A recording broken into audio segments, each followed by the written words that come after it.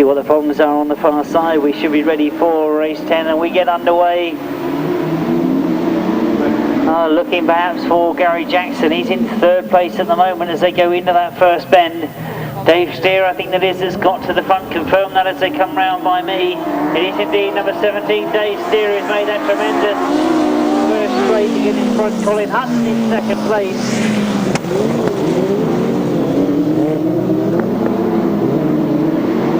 Colin Hutton, I say in second place. It looks as if Gary Jackson has gone round the outside though. Gary Jackson it is that's got up into second spot. So this could be a bit more interesting as Gary Jackson tries to work his way through. Colin Hutton won't give up easily. Dave Steer and Andy Orchard going well in front. Gary Jackson again forced to go for the much wider line. So this is where you'll see it's interesting. As Gary Jackson gets forced wide, there's always a hole for Colin Hutton to try and get back into. But Gary Jackson again goes for that outside line. He's determined to get all the way around the outside. We know he's good at riding those wide lines. But Dave Steer is an absolute expert at holding the inside line. Has Gary Jackson got enough? He just needs in front as he goes into that pit bend. Oh, again you can see that Dave Steer has ridden well on the inside. Those two together as they come out of that pit bend. Well, this will be an interesting bend as well, because Gary, we know, does try to go around the outside. Dave Steer will try and come back through on the inside, on the exit of the bend. As he comes to the line, it's going to be close. Well, there wasn't a lot to part those two as they went across the line. Oh, I knew that was going to be an interesting angle as they come off that top bend, because Dave Steer is a past master at riding those tight lines.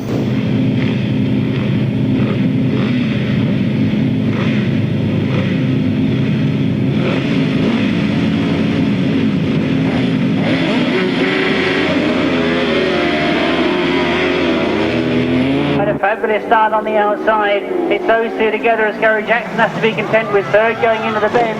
Rob Bradley was forced to go in very, very quickly. Forced in wide. Gary Jackson comes through on the inside. Roger Measor close with Gary Jackson, has gone for the wide line. Still Rob Bradley doesn't want to give up though. He wants to stay with them as well as they go down that back straight.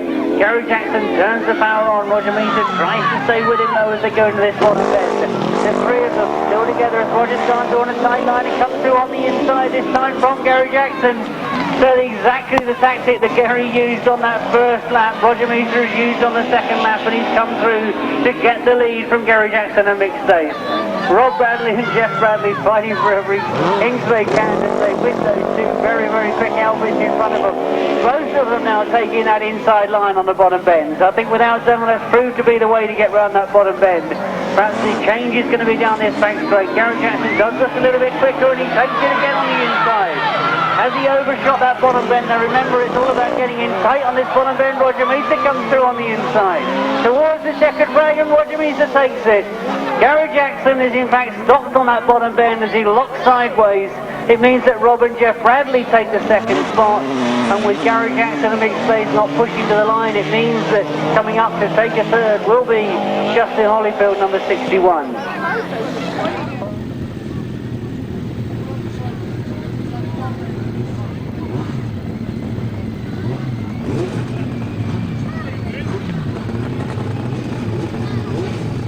So, who is going to make it into that A final?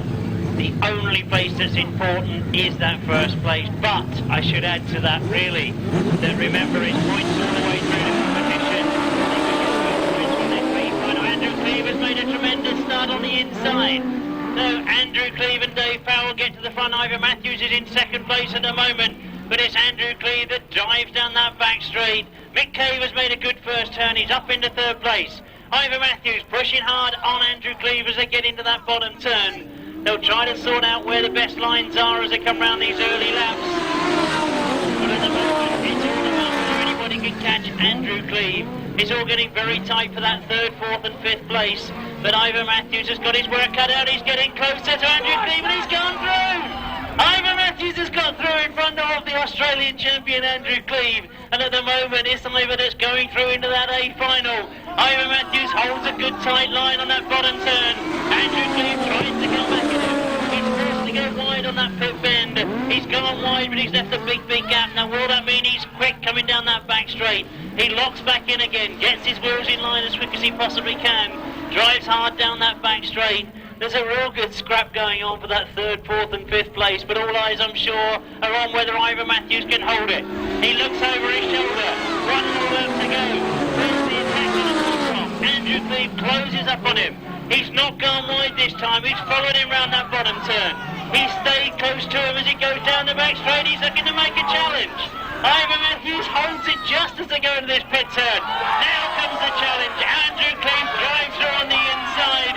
He's locked his way through. Ivor Matthews comes back at him. It's going to be good.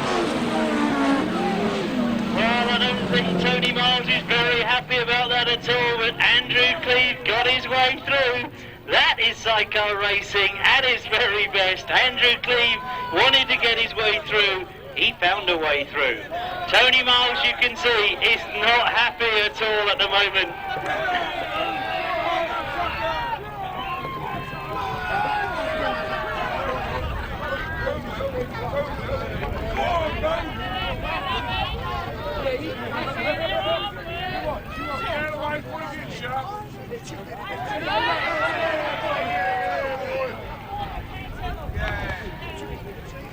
Oh, we will wait to see whether there is anything said, but at the moment, the results I will give you as soon as we've collated them. Robbie Wilson, Joe Logan, Terry Phillips, away they go into 90s, the straight they got the first straight, it's Mocky to beat. Joe Logan comes to the first turn, and then it's all systems go. They're all bunched up in the inside there. Robbie Wilson Jr.'s trying the outside line, and Rob Wilson Sr.'s come through on the inside. Rob Wilson Sr.'s taken up the lead. Joe Mog goes back to 4th place in one easy movement. Robbie Wilson up to 2nd. So Dad is leading. Son is in 3rd place. They are a pairing. So can Robbie Wilson the whole Ivor Matthews. Ivor Matthews, last year's British Masters champion, this year's runner-up. Very unlucky not to win when his machine broke down in a run-off with Roger Measor. Loves these softs, these smooth circuits.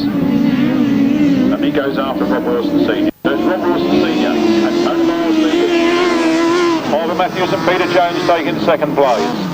Looks like Joe Mog's gone out with problems, number 98. 15 now, Ivor Matthews trying to take the lead as they start the last lap. He forces his way through on the inside of Rob Wilson Sr. Ivor Matthews then, trying to get it, but Rob Wilson's gone up the outside, very fast indeed, but the all-important inside line is with Ivor Matthews at the moment. He's pushing every inch of the way. Joe Mogdale gets in the way as they come around that turn. Who's it going to be as they fight to the finish? The checkered flag goes. It's Ivor Matthews and Peter Jones from Rob Wilson Sr. and Tony Miles, then Rob Wilson Jr. and Colin Hill, Terry Phillips and Chris Spires, Shane Baker, Clinton Martin, and Joe Mogg, Joe Smith at the rear.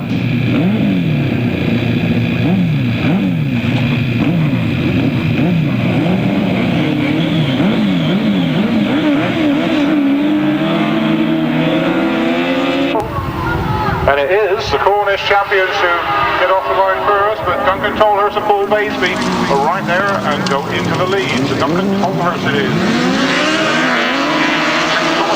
Woodley, the Cornish champion.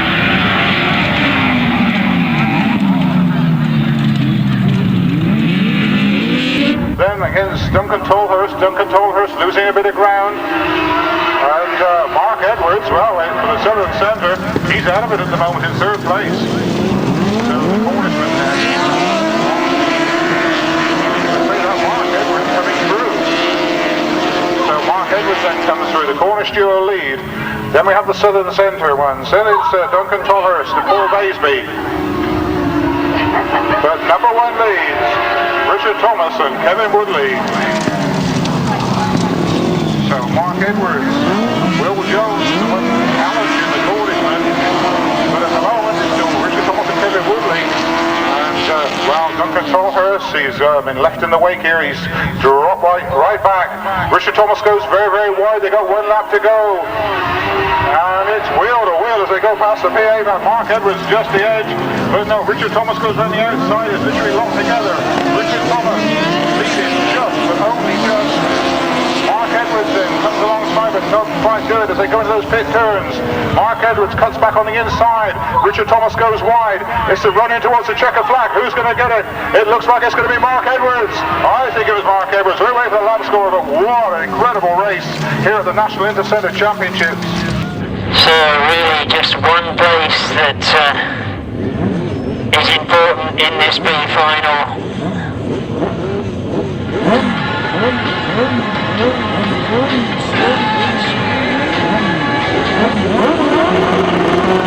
Up go the tapes, we get underway. Remember it's a win that is required. John Hiscock going all the way around the outside. Symon Wall is on the inside of him. Steve Smith in third place at the moment. So John Hiscock and Nick Waters. Look at Steve Smith coming through at the moment. He's gone right up the inside of Symon Wall. The two of them together as they go into that bottom turn. And then John Hiscock now with the pack behind them. Steve Smith and Squirrell into second place. Very close to the back wheel of John Hiscock. Remember, this is 6 laps. Symon Wall and Kev Jones still there in third. Matt Promola still in fourth. But Symon Wall trying the outside line on that bottom turn. Remember, this is 6 laps. John Hiscock has taken the oh, it's all got very, very close again as they go into that pit bend. Symon Wall going all the way around the outside. And Steve Smith is trying the inside. Both of them going round now to try and get past John Hiscock. Symon Wall around the outside. Steve Smith on the inside. Remember, this is all about one place that's important. That one win will take you to the final. Steve Smith with Symon Wall on the outside as they go round that pit bend.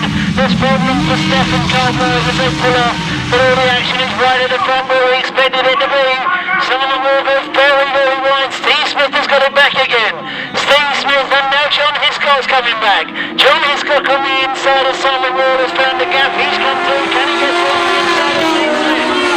Tremendous SIDECAR racing as they go into this pit bend for what is the 4th time.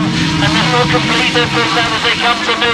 Where Steve Smith has lost it again and Symon Wall is going down the outside. Symon Wall has got into the front and Steve Smith again tries to come back in. He's gone wide. That means that John Hiscock is back in as it seems. As they go into the last lap, John Hiscock is going to try and get Symon Wall and Kev Jones. They've got one more lap to complete. It's all getting close again. John Hiscock is bound to have a go on that last turn. Symon Wall and Kev Jones all the way down the back straight, leading in this B final. They know it means a place in the A final. They know it's important. They hold the line. They know what they've done. They got into the A final. Great ride from John Hiscock and Nick Waters. Oh, a tremendous ride from Steve Smith and Squirrell. Fabulous SIDECAR racing. It was an important